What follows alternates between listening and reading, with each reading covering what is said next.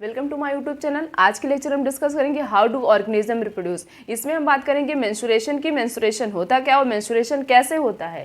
पहले स्टार्ट करते कि मेंस्ट्रुएशन कैसे होता है और मेंस्ट्रुएशन कहते किसको है।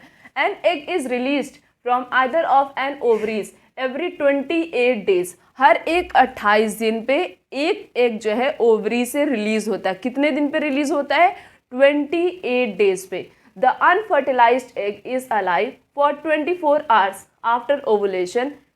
Unfertilized means जो ये unfertilized egg जो रिलीज हो रहा है वो 24 घंटे तक जीवित रहता है, अलाइव रहता है। ठीक है, उसके बाद ओवुलेशन के बाद uterus prepare itself to receive the foetus as a result the endometrium thicken. देखो, जब ओवुलेशन होता है मीन्स जब ओवम रिलीज होता है ओवरी से, उसी प्रोसेस को ओवुलेशन कहते हैं। क्या होता है? Release of ovum from the ovary, this process is known as ovulation. जब ओवम रिलीज होता ओवरी से तो उस प्रोसेस को कहते हैं ओवुलेशन। तो जब ओवुलेशन होता है उस समय यूट्रस अपने आप को प्रिपेयर कर लेता है उस एग को रिसीव करने के लिए। ठीक है, क्या करने के लिए? उस एग को रिसीव करने के लिए। ठीक है, यूट्रस ने खुद को प्रिपेयर कर लिया कि अगर ओवरी ने एग को रिलीज किया तो उसे हम क्या करेंगे? रिसीव कर लेंगे। ठीक है, उसके बाद तो उस समय जो यूट्रस की इंडोमेट्रियम मीन्स जो इनर लेयर होती है, यूट्रस की जो इनर लेयर होती है वो थिक हो जाती है। थिक कैसे हो जाती है? तो बहुत सारे ब्लड वेसल से वो फिल हो जाती है। क्या कर लिया उसने? अपने आप को प्रिपेयर कर लिया ना, तैयारी कर ली अपनी क्या करने के लिए? उस ओवम को रिसीव करने के लिए। तो उसकी जो इंडोमेट्रियम की वॉल थी वो ब्लड वेसल से फिल्ड है, इसीलिए बोला गया थिक हो गई उसकी वॉल। उसके बाद if fertilization does not take place then no zygote is formed। अगर फर्टिलाइजेशन होगा, हमेशा ओवम रिलीज हो रहा है, अगर फर्टिलाइजेशन हो गया तब तो मेंस्ट्रुएशन नहीं होगा।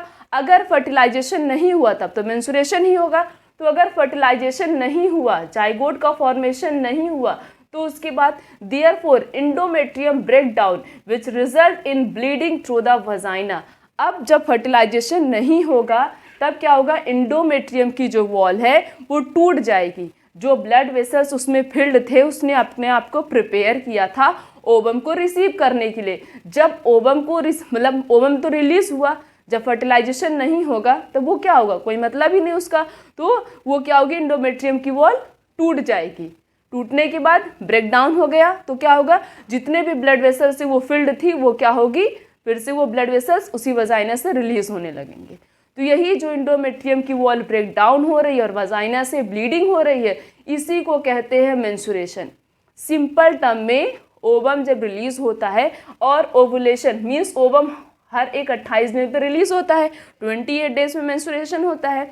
तो यूट्रस ने अपने आप को प्रिपेयर कर लिया। यूट्रस की जो वो इंडोमेट्रियम की वॉल थी वो ब्लड वेसल से फिल्ड हो गई। अगर जो ओवम रिलीज हो रहा ओवरी से वो ओवम फर्टिलाइज हो गया तो वो लेडी तो प्रेग्नेंट हो जाएगी। अगर फर्टिलाइजेशन नहीं हुआ, वो एग जो है फर्टिलाइज्ड नहीं हुआ, तब क्या होगा? तब वो जो यूट्रस की वॉल थी जो ब्लड वेसल से फिल्ड थी वो क्या होगी? ब्रेक डाउन हो जाएगी और वजाइना से ब्लीडिंग होगी। इसी प्रोसेस को कहते हैं हम मेंस्ट्रुएशन सिंपल टर्म में। उसके बाद process of bleeding through vagina, यही प्रोसेस जो ब्लीडिंग हो रही वजाइना से ड्यू टू द किसके ब्रेकडाउन से? इंडोमेट्रियम के टूटने से, उसे कहते हैं हम menstruation. This bleeding last two, और ये ब्लीडिंग 2 से 6 दिन या 5 दिन इतने दिन की होती है। This occur approximately 40th day after ovulation.